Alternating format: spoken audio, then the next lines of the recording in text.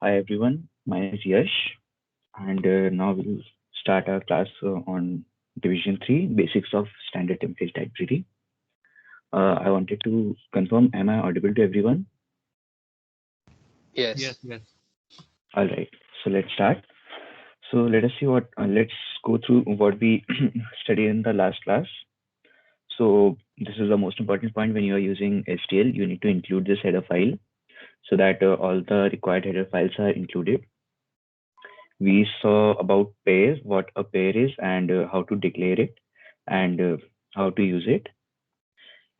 We quickly went through the arrays, and then we saw vectors and how they are like dynamically sized arrays, and what are its benefits over the arrays. After that, we saw how we can traverse through the elements of the vectors. We read about string. String is basically a generalized. String is kind of array, like as a string in C++ is array of characters. Here, string is kind of similar to vector, where we are storing characters. We look through the function, sorting function, and the last topic that we covered up was stack. So, as you saw, that stack follows the last in first out order. That is the last element that goes into the stack comes is the one that comes out at first, and these are the operations on stack. Uh, so I would like to start with a quick recap of stack as this was the last topic covered. So since stack is a container in which the elements are uh, stored from top to bottom, like the element which is added to the list goes on top, and when we need to remove from any element from the stack, the element that is removed is the top one.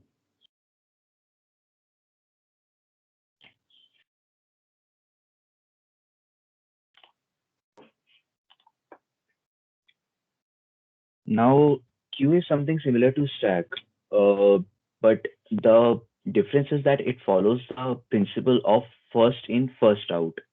So, as we think of any queue in general sense, it is similar to that. Like if you see a queue outside a movie theater, um, outside the ticket counter, so this follows the same principle that the element that goes in at first will be the first to reach the end, or the one that will be popped out. So the it means, are you able to see my presentation continuously, or is there some issues with that? Yeah, there is some lag. Mm, okay.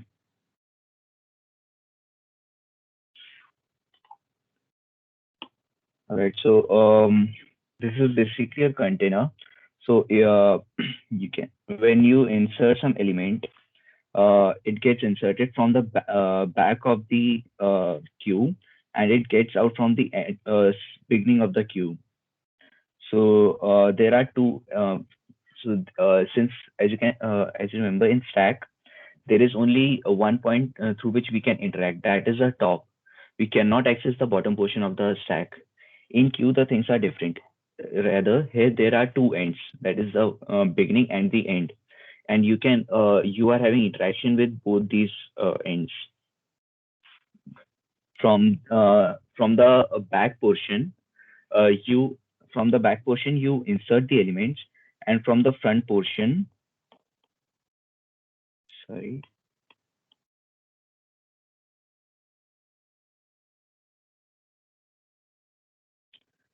from the front portion you remove the elements. Uh, so yeah, this is the basic principle of queue. Now these are the operations which are possible on a queue, and these are all similar to the stack. As I also mentioned in the last class, the templates, uh, the the syntax for stacks, queues, and most of the functions available in STL are pretty similar. So this also follows the similar structure. Uh, you declare you declare a queue in this way. And in stack there was push and pop. Here also it is similar. You push any element which gets pushed from the back portion of the queue, and when you pop it, the first element that is from the front, it gets popped out. These are the two functions which you use to access the front and back of the front element and back element of the queue. And the size of the queue tells you that how many elements are there in the queue currently. So, for example, if you insert into the queue, let's say you insert 5, you insert 7, and you insert 6.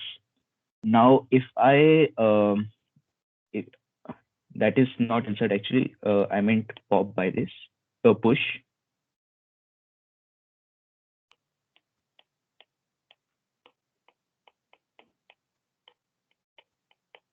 Now, when you pop, what will you get?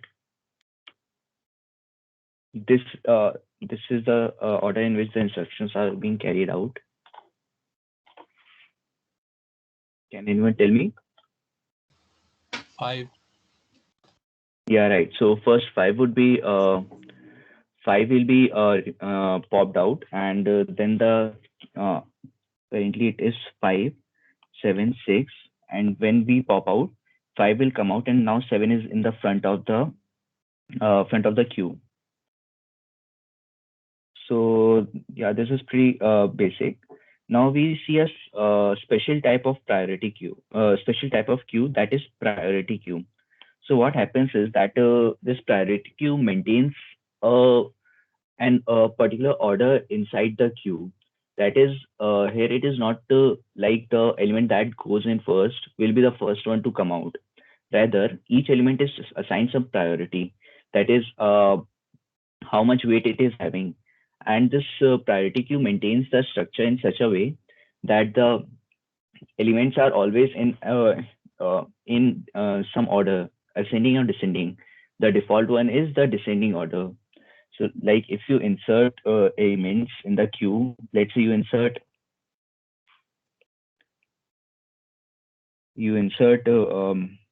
5, insert 7, and insert 6. Now, if you want to pop out some element, what do you think will it be?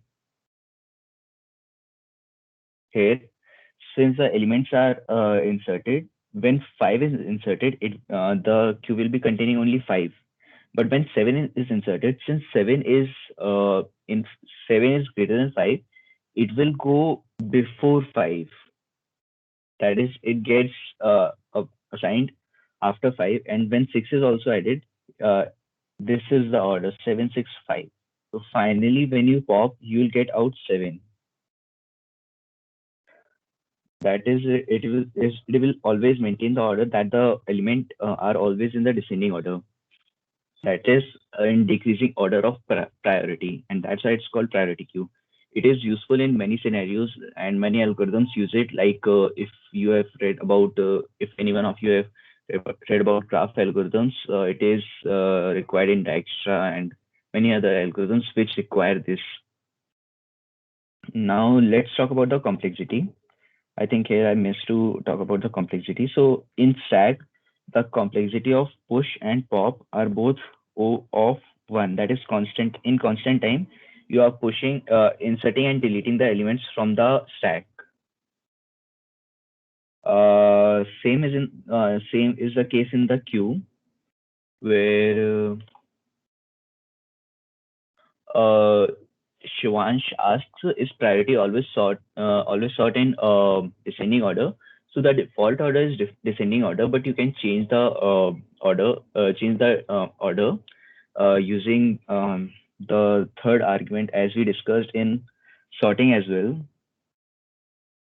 If you remember, in sorting, we discussed that there is the third parameter using which is basically a comparator through which we can describe the structure that in what order we want to sort this.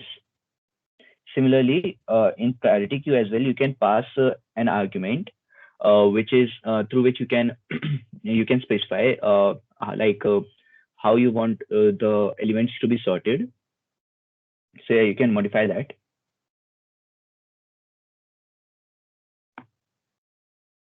And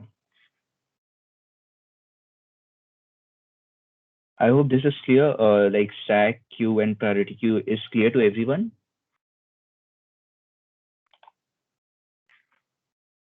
Yes. So yeah, we were discussing about the complexity. So in case of stack, as we discussed, that thus we know that we have to insert from one particular point and remove from the a specific particular point. So it is always constant in constant time. You can add or remove elements from the stack. Similarly, in case of queue as well, you know that the order is going to be the same in which it is being inserted and in which it is to be removed. So you know that from what points you need to remove these elements. So again, for these as well, the order is constant. The time complexity is constant time. But in case of priority queue, the things are different. Here, actually, you don't know that whenever you are inserting any element, you need to ensure that it is always in it is always in order in the order of priority. So let's say if this was if we use the descending order priority and we keep on inserting elements. So uh, finally, after let's say we inserted n elements, any n elements we inserted in our priority queue, and now when we see our priority queue, the elements will be in descending order. So since we inserted n elements and after these insertions are complete, there is the order is sorted. So since you know the time complexity for sorting is at least n log n. So can anyone guess from this? Can anyone infer what can be the minimum complexity for insertion? Is it login? Yeah. So like it cannot be less than log n as you can think from this, because otherwise if it was somehow possible to do this operation in less than log n time, then we will have a better time complexity for sorting. And since you know that the best achievable without using any using comparison sort is n log n. Yeah. So basically if you are not using any count sort or such methods, then the least time complexity achievable using comparison sort is n log n. So for priority queue, the least possible time complexity, the lower bound, is at least log n for insertion and deletion. So that here also it's the same case in priority queue.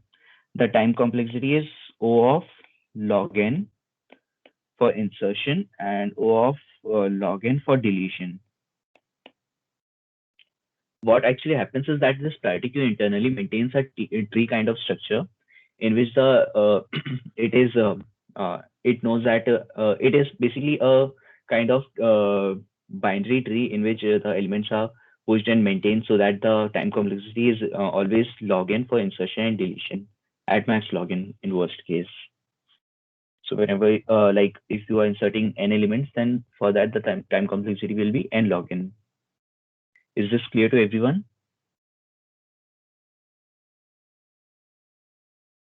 This time complexity is basically you need to know that whatever structure you are using, you should be knowing that what is the time complexity for each operation, because finally when you are writing an algorithm or any code, so you need to analyze that what will be the complexity of your solution, and is it feasible in the given constraints. Like it shouldn't be the case that you end up writing a code and after spending 15-20 minutes you realize, oh no, I needed o of n algorithm and I implemented an o of n square algorithm. So whenever you are writing and you are thinking of any solution, also keep in mind what is the time complexity associated with it.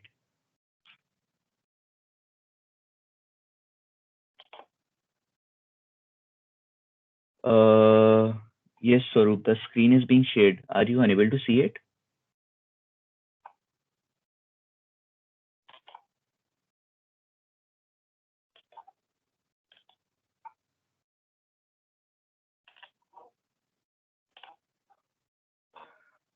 Try to rejoin. Maybe that will help.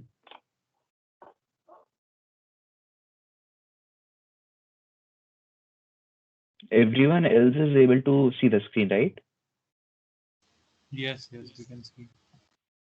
Okay, Swaroop, try to rejoin.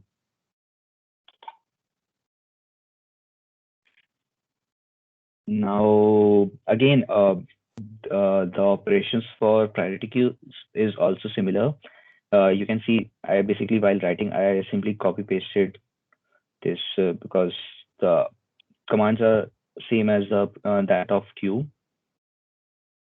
Uh, After discussing sets and map, we'll see some questions on priority queue as well, and where in what cases it can be useful. Now, yeah, so next topic is set.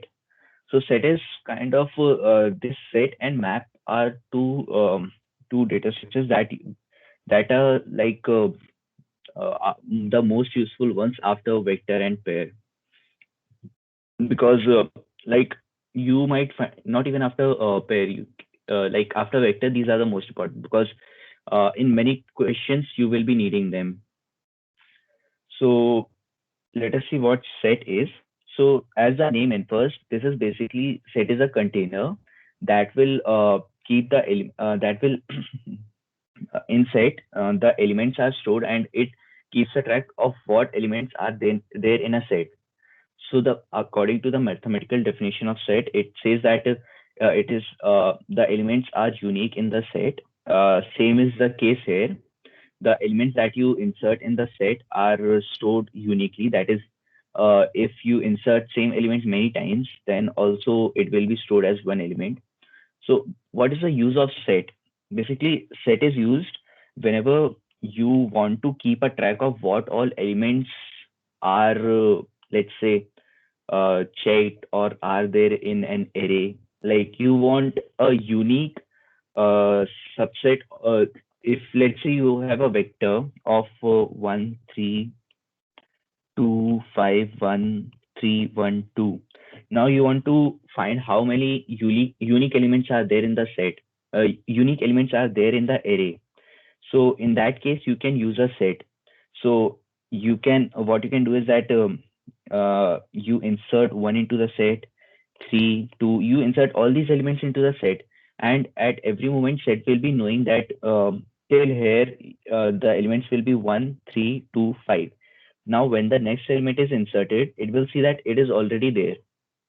One is already there, so it will not insert it again.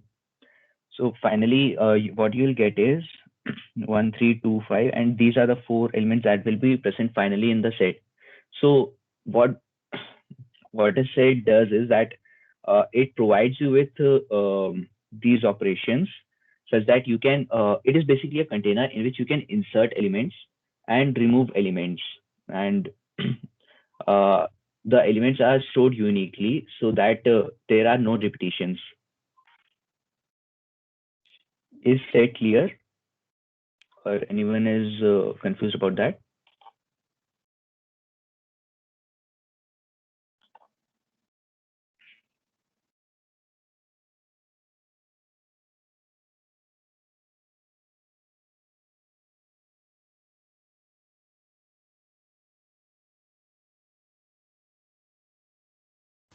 Hello.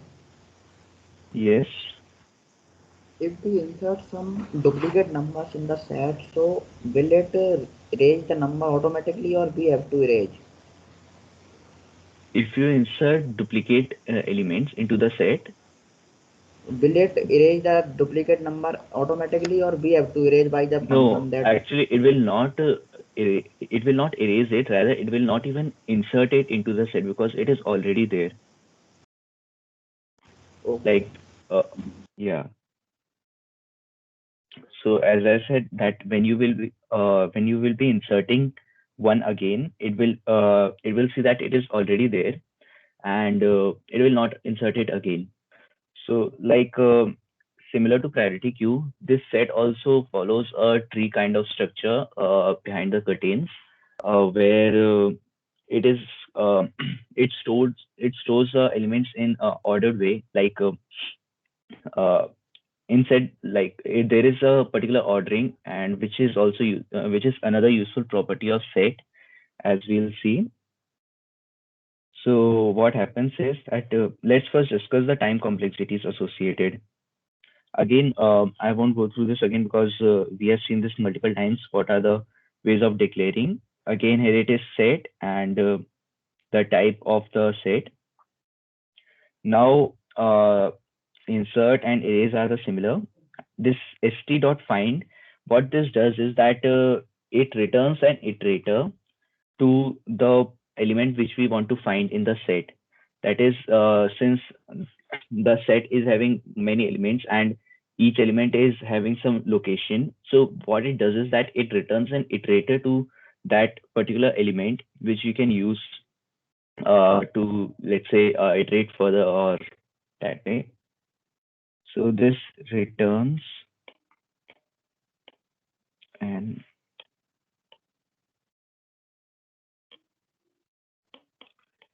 iterator to the element.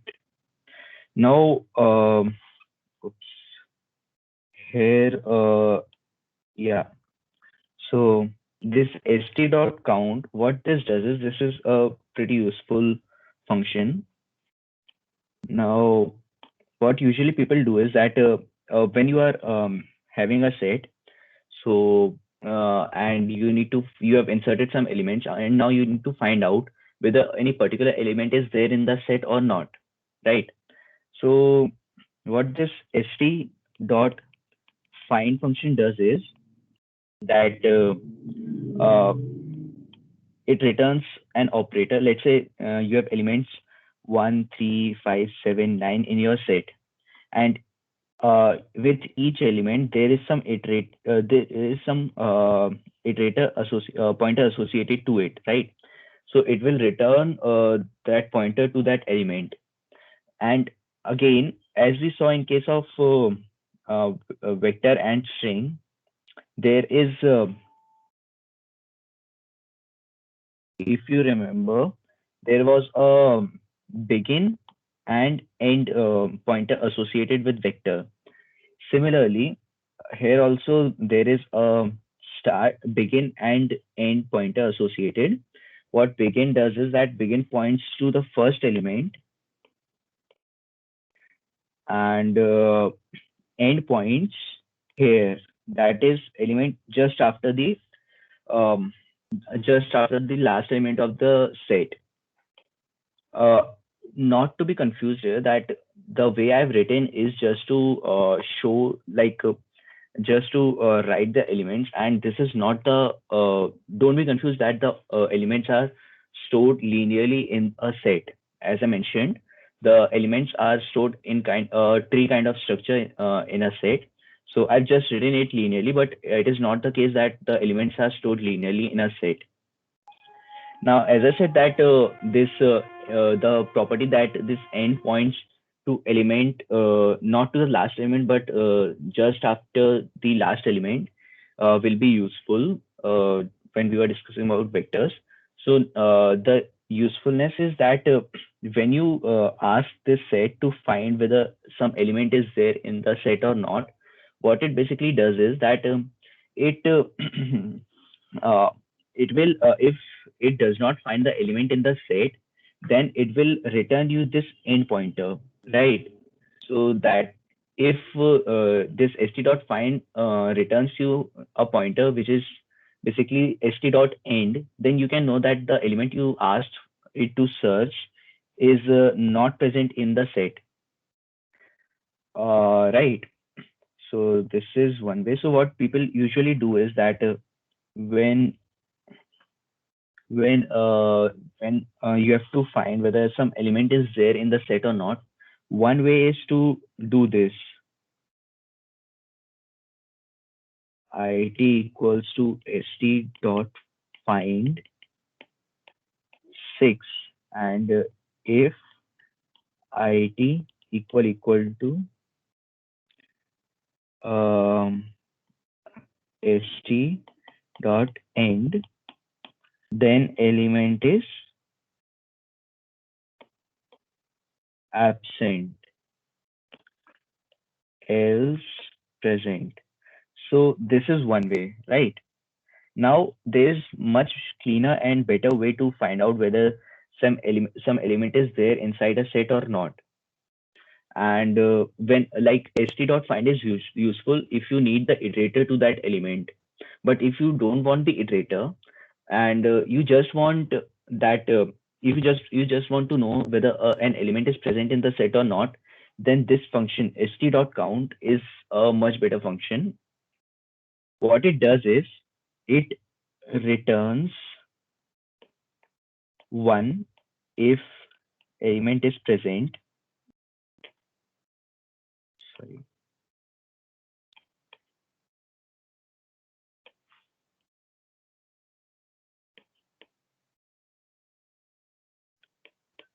Please excuse me for my bad handwriting.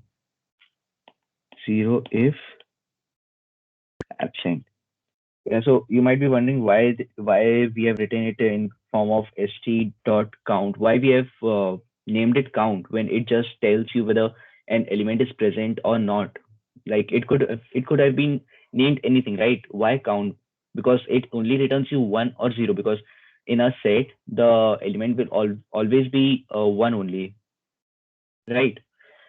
So the answer is basically because what happens is that as you have seen till now, the structure for all these sets, maps, vector, queue, these are pretty similar. So what happens is that there is another element, there's another data structure which we will not be discussing currently. It is multi-set, and in that you can store more than one instances of each element, and in those cases this st dot count is useful, and that is why, since it is this count function is useful in many other ways, that is why it is named count. But it returns either 0 or 1. Also this the type returned 0 or 1, this is not a bool. Okay, this is an integer. Like don't think that is since it is returning 0 or 1 it is a boolean, it is an integer only. So getting back, as I said, you can simply you do this: if st dot count 5 equals to 1, element is present. This is a much neater way to do the same thing. Like you can simply use this count function and you will know whether this element is present or not. Now, talking about the time complexities, the time complexity for insertion is log n. For arrays also it is log n. And for find and count as well, it's again log of n. So basically it does all these operations of insertion, deletion, and finding whether an element is present or not in log n time. Now, the reason behind this is again that it is following a tree structure behind the curtains. Now, this st dot size, what it does is it tells you whether some element is this st dot clear size. It tells how many elements are present. Elements in the set. Using st dot size, you can find out how many elements are there in the set, and using st dot clear, you can you can clear the all the elements of the set. Like if anyone remembers, what we does is what we did was okay, I don't find that slide, But when you have got multiple test cases, what you usually do is that you declare it outside the loop for like when you have got, let's say, multiple test cases, and you want to use a set in each test case. So instead of declaring the set again and again inside a loop, what you do is that you declare it once outside the loop, and at the start of each iteration you clear the set. That is, all the elements which are inside the set gets cleared out, so that you again you do not have to redeclare it, and rather you can reuse that. These begin and end are the same. That is the first element and the last element of the set. Now there's one more thing which I said, that is the elements of the set are stored in order, right? So this thing becomes useful when you, let's say, you have inserted many elements into the set, and now you want to go through each of these elements. So you can iterate through it. For auto IT ST,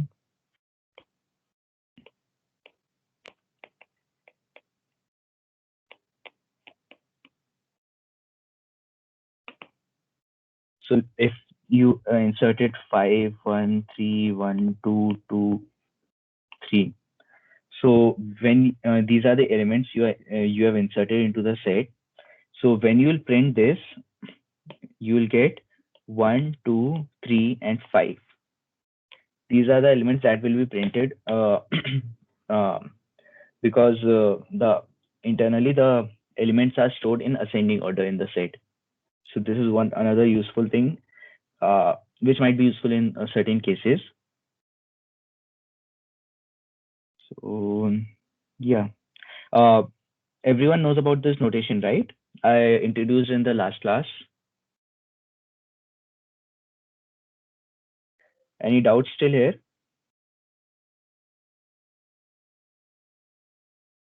If we implement st.find for multiple elements which are absent, so will all that have the same iterator value that st?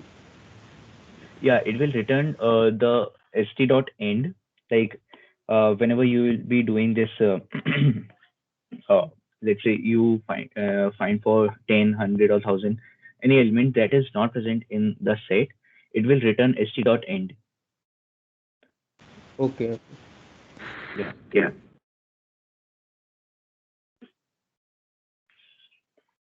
Any other doubts? Like if you have any doubt, or if you want me to explain it again, please don't hesitate, because this is like one of the most used uh, data structure when you are doing problems.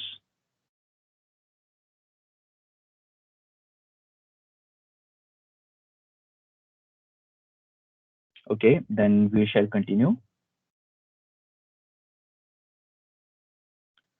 Now moving on, the next data structure that we see is map.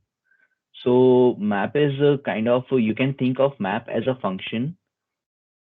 So map has basically map is also behind the curtains implemented in a similar way as sets or priority queues, that is in a tree kind of structure. So the time complexity as you can expect, is log n for insertion and deletion, and this does pretty much similar things like set, except for the thing that along with each element of the set, in case of set, all the elements were not having anything associated with it, like the elements were stored just like that. Here in map, what we do is that we have we along with each element, there is something associated with it, right? So it is kind of there are two things. One is key, one is value. You can think of it like a function. It is kind of a mapping from, let's say, integer to integer or integer to pair. It basically stores a mapping from the key to the value. So if anyone has done dictionaries in Python, you can think of it similar to that. Now the property is that the key values should be unique. The this value can be duplicate as well, like it can be that multiple keys have the same value, but the key value should be unique. This is necessary. So let's say you create a map of integer to integer.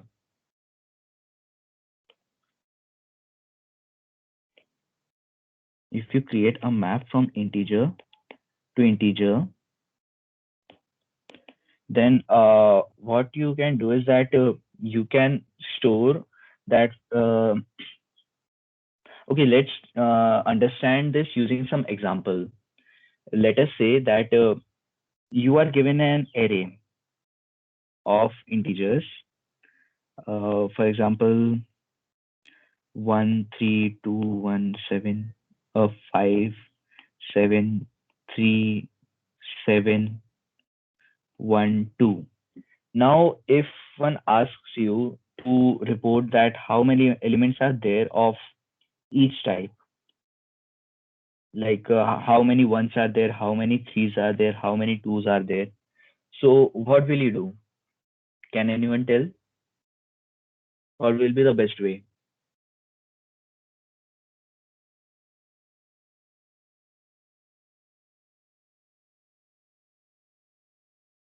Anyone? Is it clear what I asked?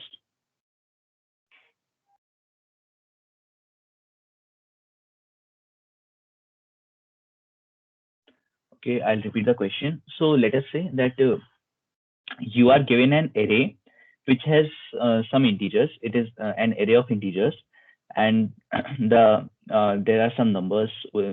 These are the numbers which are there in the array, and you have to return the count of each element in the array, the count of ones, the count of three, the count of two. You have to return that. So please tell what is the how will you do this thing? How will you solve this problem? First, we will traverse through the array, and each time we Hmm. encounter one, we will increase the counter to counter plus plus. Okay, And so where is this counter being stored? What is this counter? it is int No, no, I mean, this what data structure are you using? It would be a template array. array and Yeah. So you are suggesting to use an array for this, yeah, and what will be stored in the array? the values that you give. No, so like this is the original array that I gave you. Now I asked you to find the count. So are you saying that you will be increasing the value, increasing the counter at 1, increasing the counter at 2 when you encounter a 2 that way, that at the second index or at the first index? Yeah, Yeah. So in this case, this solution works, and in fact, this is the best way to do this under specific constraints. What are those constraints? That the maximum element in the array does not should not be very big, right? Now, if you are given an array whose elements can be up to 10 to the power 9, in that case, you cannot do this thing, right? Because obviously, you cannot declare an array of size 10 to the power 9. So instead, what we do is we can use a map in that case. So what we do is that in map, what happens is that when you insert some element, it gets inserted, and along with it, the value is also inserted into the map, and you can change the count of it, or maintain a count of it directly using its key value, its key element.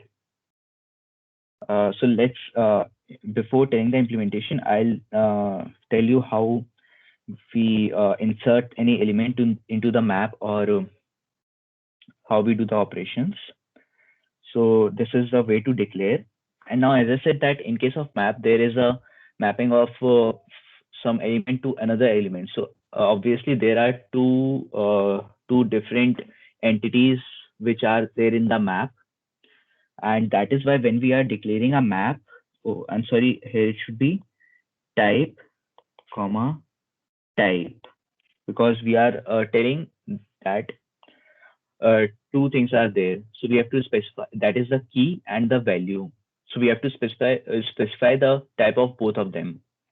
So if we are declaring a map of int and int, so the first type will be of key and the second will be of value. And it does not need, it is not necessary that you always create any it should be of int and int. It can be of pair and int as well, int pair, int string. It can be of any type.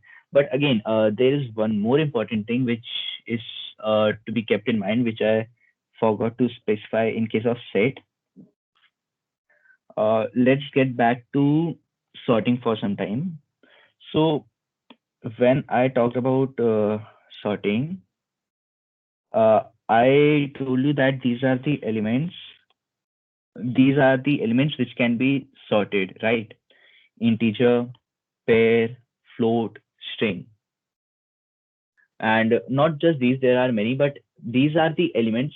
I specified them because these are the elements for which you know what is the sorting order, and like how these can be compared, and what is basically the way of comparing them, which all this is implemented in the STL. So when you tell C++ to sort any array of pair or any array of float, so it knows that how you will be doing this. So that's why it can do the sorting. But if you provide any custom data structure, let's say you declare a struct, so it does not know how to sort it. So it will definitely it will not be able to sort it. Similar is the case in priority queues, set, and map as well, because there it needs a comparison to decide the ordering. And if it fails to find any like inbuilt ordering way to determine how it will order them, then it cannot handle that structure. So that's why whenever you are doing this, like you are using priority queue, set, or map, you need to make sure that you are using a data structure which has a comparison way. So again, the part here, you cannot use a vector as a key because it does not know that how to handle vectors in case of comparison.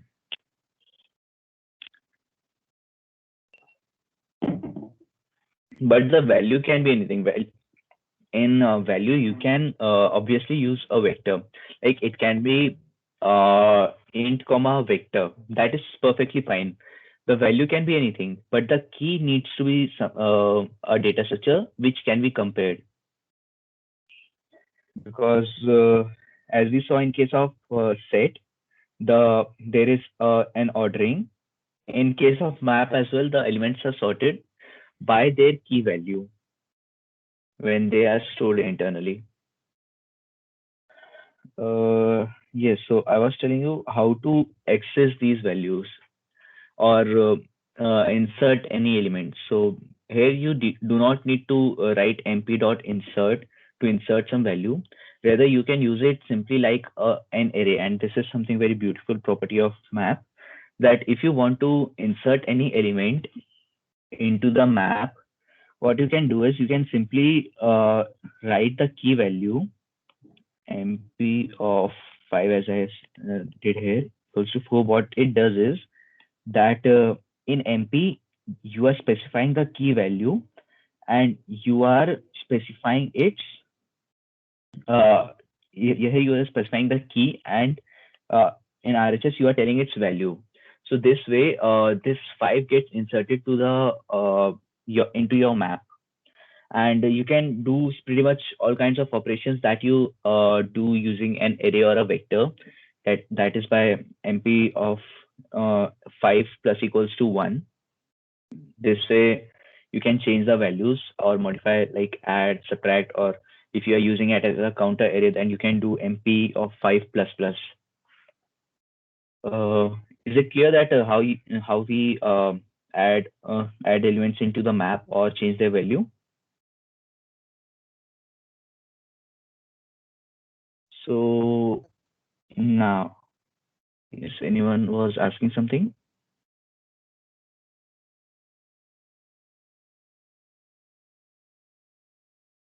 Okay.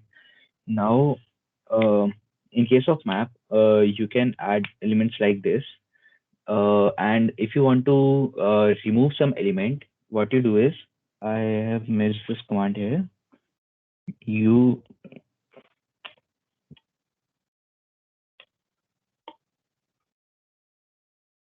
write mp dot erase that element that you want to erase. So using this command, you can erase that element. Now, and again, these find and count are similar to the set that I told, similar to the commands I told during the set. And size tells you that how many elements are there in the map, and clear, begin, and end you might have figured out by now, like we have used it multiple times. Clear command clears the map, and begin and end are the iterator pointers to the begin and end of the map. Now, here's a catch that in case of set, it was totally fine to use this find operation. In case of map, it is like now, let's say you are okay. Now let us say you are given a problem of you want to you will be getting a continuous data stream. You will be either asked to insert some element into the map or remove it from the map. Okay. Now you are inserting 1, 2, and 3 into the map. You inserted 1, 2, 3. So the counter for MP of 1 equals to 1, for 2 equals to 1, and for 3 equals to 1. Okay. Now, if I asked you to remove 1, what you will do is you will decrease the count of 1, MP of 1 minus minus, and it will become 0. But now what happens is, when after this becomes 0, even after this becomes 0, it will still be there inside the map. Like now you know that there are only two elements in the array. That is, there are only two unique elements in the array that you have, because one is removed. But if you do MP of MP dot size, it will return you 3, because there are 3 elements in the map right now. So that is why you need to use this MP dot erase operation to remove the map, in case you are remove the element from the map, in the case when you are using this map as a counter. So that like writing code, what you can do is, uh, if you want to decrease the count, you can do MP of 1 minus minus, and if MP of 1 equals to 0, MP dot erase 1. So this is something that even I faced while coding, and this wasted a lot of time during when I was writing the code. So that's why I wanted to specify this here, so that you do not face the same issue. So always remember that if you are using this map as a counter, and whenever the count reaches to 0, you need to remove it manually from the map. Again, you can use this st.find and st.count to find, using st.find you can find the iterator, and using st.count you can find whether this element is present in the map or not. And here, in case of map as well, it returns either 1 or 0, because it will not return you the key value. You can directly access it using mp of 5, because mp.5 will return you 4. If you want to find the value related to some key. And also, yeah, along with this, one more mistake that people usually do, many of my friends also did, and I also did in the beginning. So if you want to find whether the count of some element is 0 or not, let's say, uh, uh, if you have a map, okay, and if you want to find out, let's say you are using the same thing, that you are using your map as a counter, and with each new element you are here remove this um, erasing part. If you are given a map, and you are given an array, and now you created a map to a map of this counter 1 2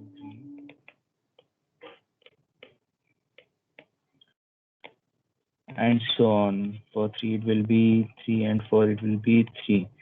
So this way you created a map of the count of each element, and now what you want is that you need to find out whether some particular element is present in the map or not. So many people do is that they write it like this. Let's say you want to find if 5 is present in the map or not. So mp of 5 equal 0, then it's absent, right? This makes sense that if 5 is not present in the count of 5 is 0, then it will be absent. It will not be present in the map. But now what happens? It is not present in the array. So till here it's fine. But what happens is that when you write this line, mp of 5 equal 0, it will insert 5 into the map. And that is why if you later on you want to find the number of elements in the array, the number of unique elements, that will be only 4, but this will mp.size will return 5, because there are 4 elements, and 5 you queried for 5, that is why 5 is also inserted in the map. And that is why this is something which you should avoid, and instead use this mp.find command. Instead of this, use if rather, and instead of either mp.find or mp.count, use this instead of using this thing, because this will avoid you from inserting elements that you don't want to be in the map. Yeah, and right, one more thing, that whenever you are whenever you are inserting any element into the map, it will by default set its value to 0. So if you are using map as a counter, whenever you want to insert an element, like an element is to be inserted in the map, instead of checking whether it is present in the map or not, like if you want to if you want to use map as a counter,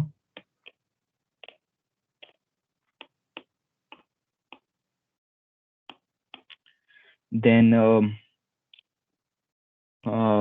if you want to, let's say, add 1 1 2 2, now when you start adding the elements, you don't need to check whether one is present or not. Like you don't need to do like this. If np dot count of one equal 0, then mp of one equals to 1, else mp of 1 plus plus. You don't need to do all this. You can simply do this mp of 1 plus plus. The reason is that when you do mp of 1 plus plus, it first inserts mp of 1 into the array, into the map, and then it increases its counter. So when it is added, its count is 0, and by plus plus, its count gets increased by 2. Increased by 1, and that's why you can avoid writing all this stuff. You don't need to um, check whether this is uh, in the map while inserting. But yeah, when you are decreasing the count, you certainly need to do this thing. Where it is, yeah, you need to do this thing in that case while removing, because in that case the element gets removed from the array which we are taking into consideration, but this residence, this this portion gets left out in the map because this residual portion, that the count is 0. So you need to keep track of this. Um, is map clear to everyone? Any doubts still? Anything that we discussed till now in this class?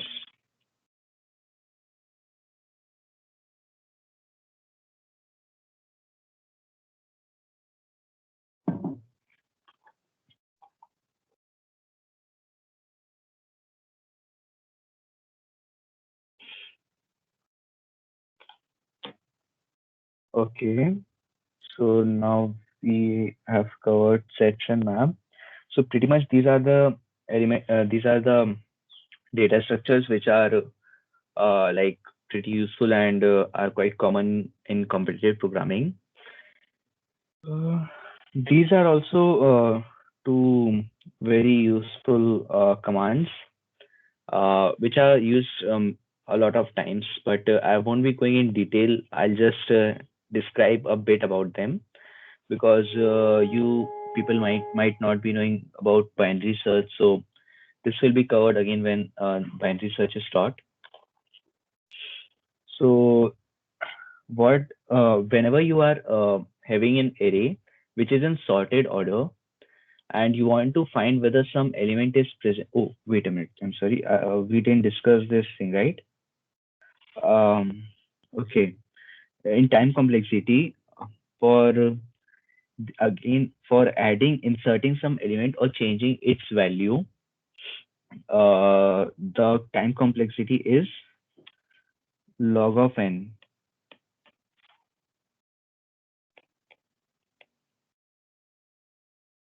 You can kind of pretty much assume that most of the data structures which are following this tree kind of structure, the time complexity is log n, because like the height of the tree is log n when there are n elements. So before this, let's add about a slide about searching. So if you are given any array which is following this property that it is in sorted order. So 1, 2, 3, 7, 8, 11, 13, 15. So let's say this is your array, and since this is in ascending order sorted, so if you want to search any element, so you do not need to traverse the whole array to find whether some element is present or not, because if you do, then the time complexity will be log n. Instead, what you can do is that you can perform binary search. So binary search, using binary search, you can find whether any element is present or not in log n time. That is, you search for the middle element, whether it is, if you look at this, if you want to, let's say, find whether 4 is present in the array or not. So you look at the center element and see, since it is 7 and 4 is smaller than 7, then the element 4, if it is present, it is certainly not present in this region. It will be present here only, right? So that's why you next iteration you need to only check for the second half portion. So later on, this binary search will be covered in detail. As of now, let's see this thing. So if any array is there,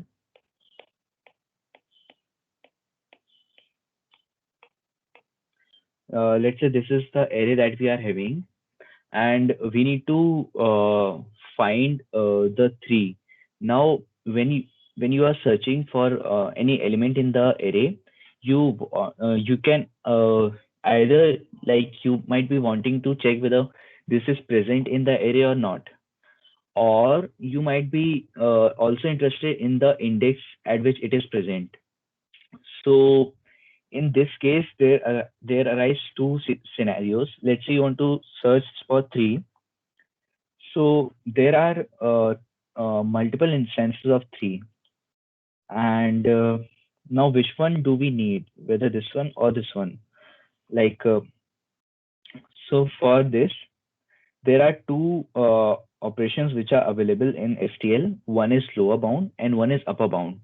What lower bound does is that it performs binary search and it returns the pointer to the first element which is greater than or equal to the past value. This is the past value that we are talking about.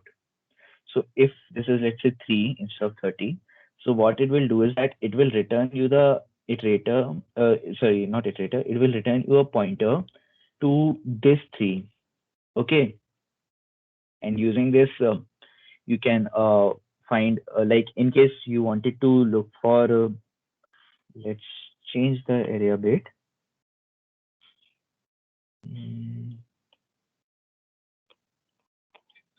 Now, instead of 3, if you wanted to find 5, then since 5 is not present, it will return you the first element which is greater than or equal to the past value. And here in this scenario, it is 6. Now, what happens is that instead of the instead of element which is greater than or equal to the past value, using upper bound, it returns you a pointer to the first element which is greater than the past value. So here in the same in this same scenario, if you search for 6, it will if you search for 5, even if it was present, it will, since it is not present, it will look for the element which is greater than 5, that is 6. So it will return the same element. So in the scenarios where the element is not present, lower bound and upper bound will return like, they will, the output will be same for both lower bound and upper bound in case the element is absent from the array. But if it is present, then since 3 is present, and if we query for 3 using upper bound, it will not return any of these 3s. Rather, it will return a pointer to this 4, because it will be returning a pointer to an element, the first element rather, which is greater than the past value. So this way, it will return this 4. Now, how can this be useful? This is useful like in many scenarios. One such scenario which you will be in which case you can use this is, let's say you want to find the number of times any element occurs in the array. So using the same example, now if you want to find the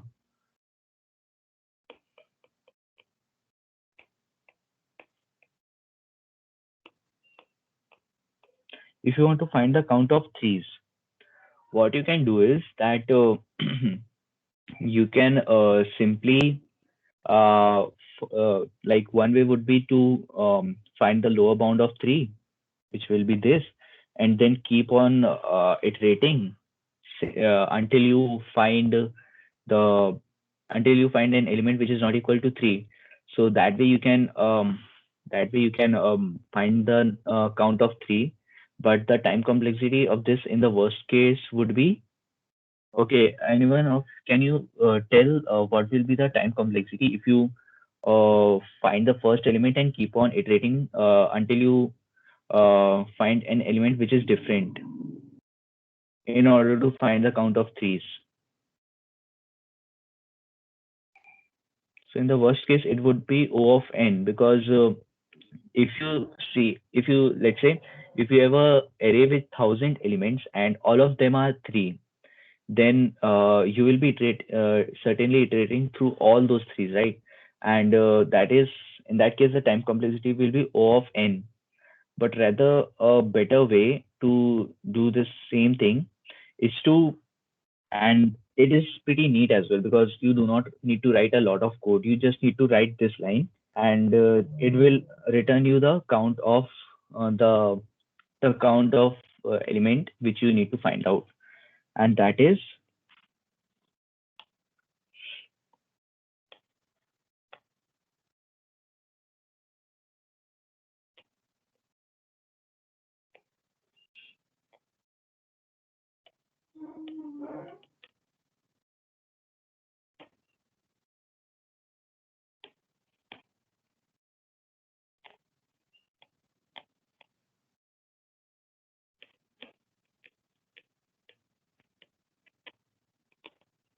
so using this command, upper bound of 3 minus lower bound of 3, this will give you the count of 3, and that too in worst case O of log n time. So this is something that you might face many times, that you need to find the count of 3, and in such scenarios you can use this command and you can easily find the count. And yeah, it's pretty much most of the things that you'll need. So yes, we also saw about priority queues, and one example where this priority queue can be useful is, let us say you have a let's say there is a hotel and there are customers coming in, and each customer you know according to their history. Let's say you are Google and you have all access to their data, and you know that how much they will be spending. You can predict that, let's say. So you will associate with each customer how much value you will be earning by them. And now, since it is a busy restaurant, you need to find out the order in which you will be entertaining those customers that are coming in your restaurant. So which one should be given a table first and which one should be given later. In such scenarios, you can use a priority queue, and but it's not really that simple, because okay, let's ask from you, how will you do this, solve this problem for priority queue, using priority queue for given some customers and the information. Let's say I tell you that this is the customer ID and this much he will be spending.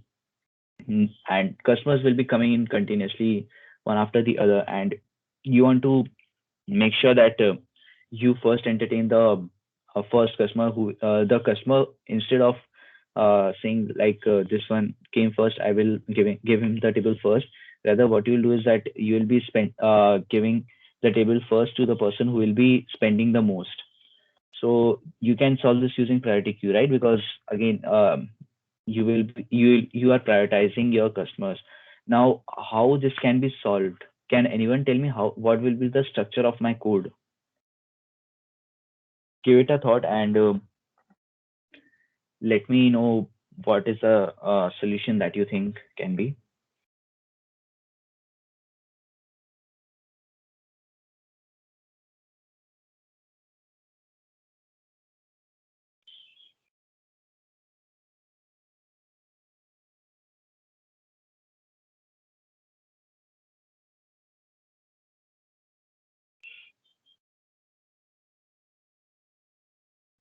Okay, so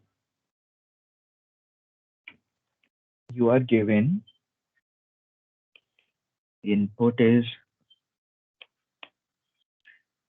in the number of customers, and the next n line are customer ID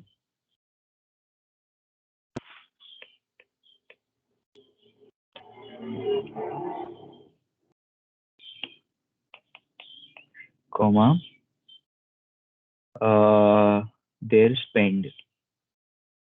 This is the input, and now you have to output the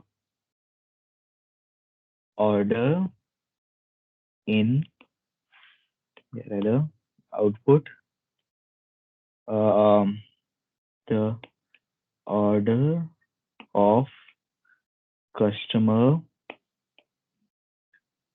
to be entertained. That is, you have to return the order of the customer ID in which they will be given the table.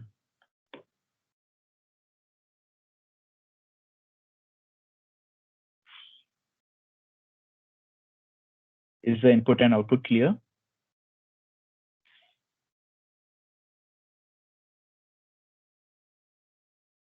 So we should do this based on the spending, right? If they spend Yeah, more, we should based give on more priority. right. In case of equal spending, it can be any order. Let's say for this problem, in case of spending, it can be any order. But if one, it should not be the case that if someone spends less, he will be given a table before someone who will be spending more.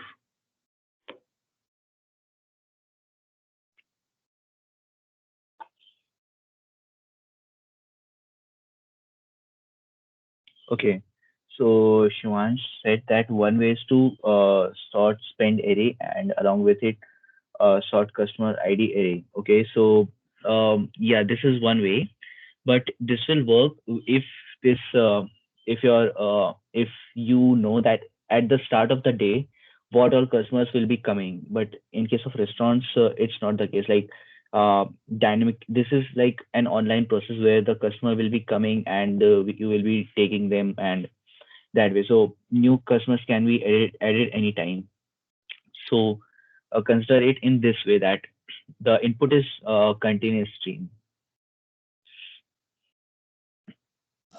I think for every customer, we can create a structure with ID and spending, and store the spending variable in a queue, priority queue. From that, we get the like it automatically sorts according to the spending in descending order, and then we can print customer What ID later. what will be the structure of your priority queue? Like, Like will it be yeah, integer? like yeah, integer or Okay. float. But in case of integer, you pretty much lose a customer ID, right? I'm creating structures different on a different array or something, and only storing the spend like st structure dot customer structure dot spend variable in the queue. Yeah. So again, the problem is the same, right? Because it will be creating a copy of the value that you are storing in it. It will not be using the same index. Like it will not be kind of if you are storing this in that way. So like you will not be knowing that this what is the customer ID associated with this spend. You will have to iterate through all your structures and see which one matches the spend value, and from that you can find the customer ID. But this is again increasing the time complexity. You are We getting my can point? we can create a pair of string and then int, and then Pair of pair of string and int, and can put them into right. Okay, and like in case customer ID is string, or if it is integer, you can also create integer. Also, like Radul also said the same. Can we use a PQ of pair type, right? So this is something which you can do in this scenario. Okay, so we proceed by creating a pair, and now, okay, let's say we create a pair. Now again, there's one more thing that we need to decide. In case of pair, what will be your first element of the pair, and what will be the second element of the pair?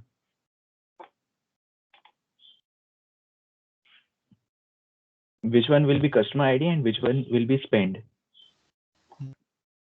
first will be spent. Right. First will be spend, because you because it will be in that case, um, as I told last time, that when you are comparing pair, then the first element is compared first, and then the second element of the pair is compared in case of equality. So here, in case of equality, we have said that it can be any, but in case of equal spending, it can be any order. But for like the one that is spending more should come first. So that's why we will be keeping the spend as our first parameter of the pair, and our customer ID as the second. So in case of priority queue, what will happen is that when you will be popping out the elements from your priority queue, you will be knowing the spending and the customer ID. So you can neatly write code this without having to like maintain two different containers for spending or customer ID. And this kind of this also works online. Like if, let's say, after you are given some way in which the elements are popped out, that is, the customers are assigned tables. So if you are given, let's say, a interactive system where you will be given that this customer enters, and now you have to again make a decision. So as Shivansh suggested, in case of offline, this is also a very good method to, if you understand online and offline. Online is basic. In case of offline, in an offline problem, basically you are given all the input in the beginning. Whereas in case of online problem, you are continuously given input, like input is changing continuously, and in case of the output is to be determined at stages, like at some first input and after some additional input, that way. So in case of offline problem, you can sort this array using this pair of array of pair of customer ID and spend. In case of online problem, you can use a priority queue. Okay. So did anyone practice? Yeah, Sridhar. Yeah, like we have only two things like spend and customer ID, so we can use pair. But what if there are more than two? If we want to include name as well. If you want to include name as well, Hmm. okay. In that case, what you can do is that mm, let's say you can use if there are only three elements and you want to keep your code short, so you can create a pair of int and pair. That could be one way. But if, let's say, there is a lot of information and you want to do this, like doing storing a lot of information about your customer, in that case you can say the approach that you were saying, like creating a structure and storing all that information. But in that case, your priority queue will not be of integer, but it will be of that structure that you are creating. And additionally, you will also need to implement a custom comparator for this priority queue, so that you can you can directly sort those structures that you are storing in your priority queue.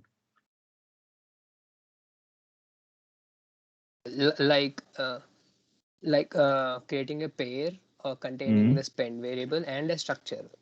No.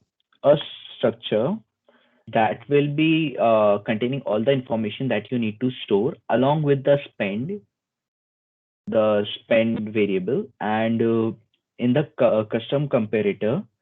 Since we have not discussed the custom comparator, I am not going very much into the details because uh, uh, that basically requires, like, it is different for priority queues, especially in case of priority queues. I guess you need to create a class, and in that you have to override the structure.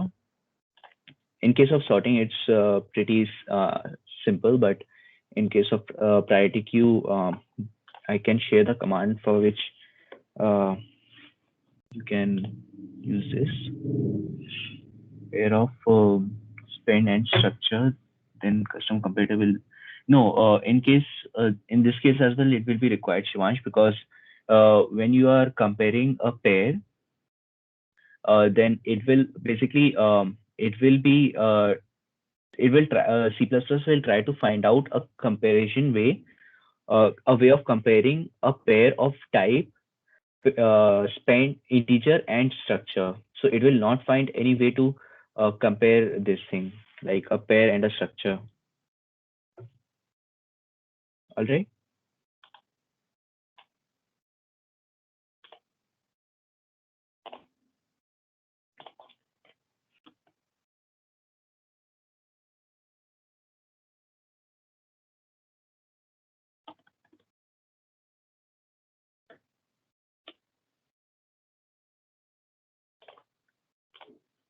So I've shared in the chat. Um, the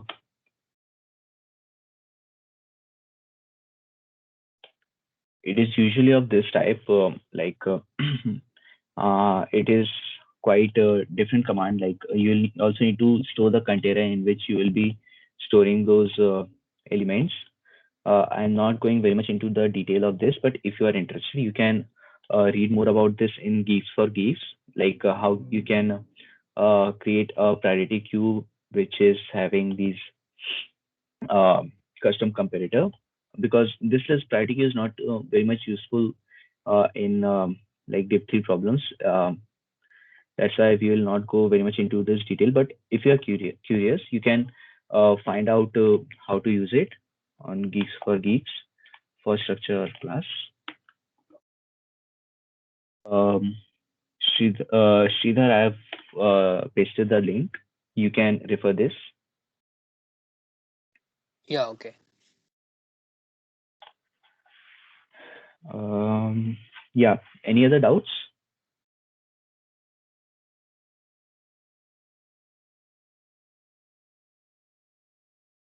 Anything related to this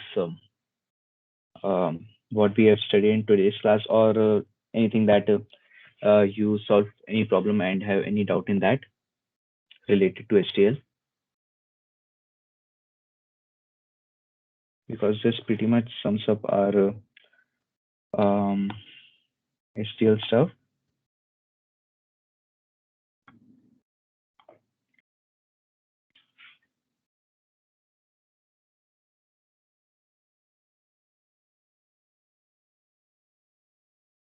If you want, you can even discuss any problem that you solved in the last week and faced any issue. Because if you don't, I would suggest really start doing problems, because until you solve these problems, you will not get used to the syntax and how to use these STL functions or STL data structures. So it is really important for you to start practicing to get a good hold of it. And yes, I'll share the slides after the class.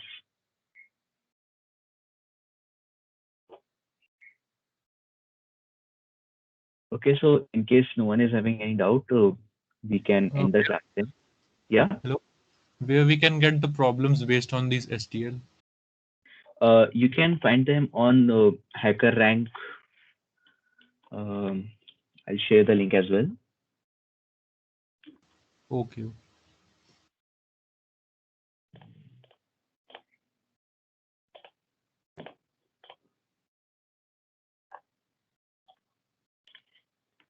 So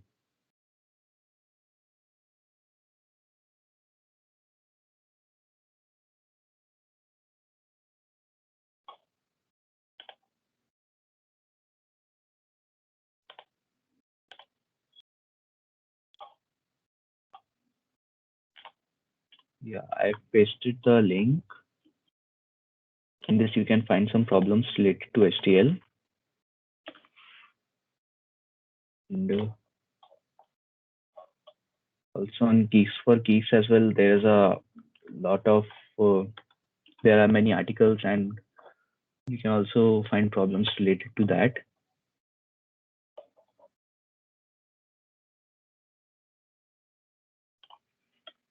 So also, one thing that I would suggest is that you can start solving A2J ladders, because that will give you a good start into using STL, because the initial problems are using simple STL functions, but can be useful.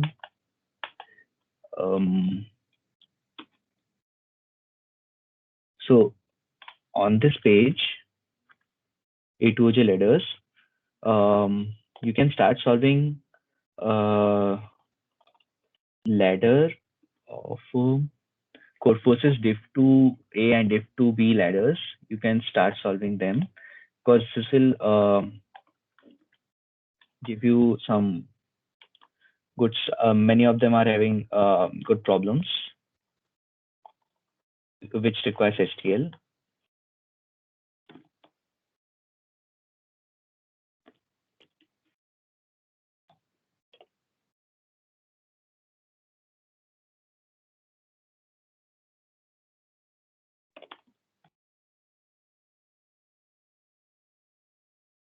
They usually require you to use sorting and stuff. Some of them are ad hoc as well. Like this will not be having filter problems of STL, but I'll also look out for other sources for STL problems and post them in the same chat, so you can start practicing them.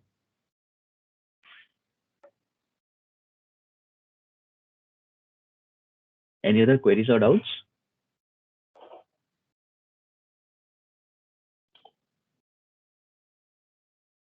Okay, then we'll end the class.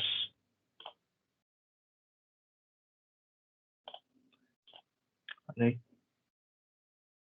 See you next week then.